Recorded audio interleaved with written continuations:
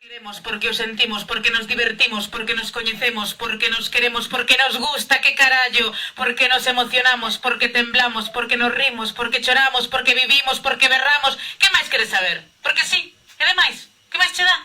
Porque non sai do cu.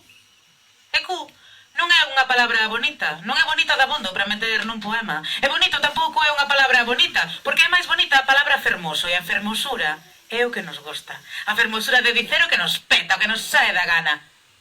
Unha pausa, por exemplo, dramática. Unha pausa na que o digas todo.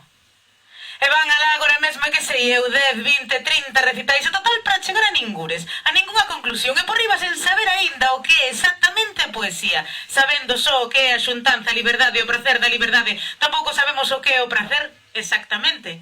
E ben que nos gosta. Tenta definir prazer. E despois, chámame por teléfono para contarme ou mándame un WhatsApp cunha icona ben fermosa e unha foto de celebración. Toda esta comunicación fainos ser.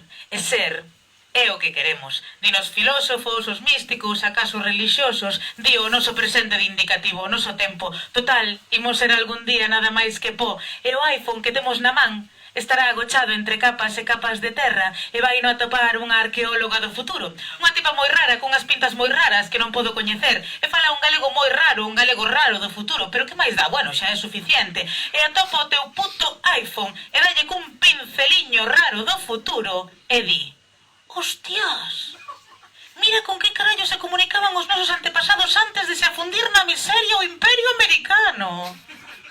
E raspando un pouco máis a terra que cobre a funda do iPhone, podes ler, malamente no futuro, unha inscripción feita con bolivic que di: este iPhone vai ir ao carallo algún día, pero a poesía, esa non. Gracias.